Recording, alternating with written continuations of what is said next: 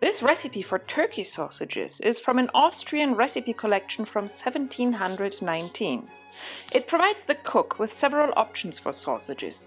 The same dish can be prepared with capon or chicken meat as well.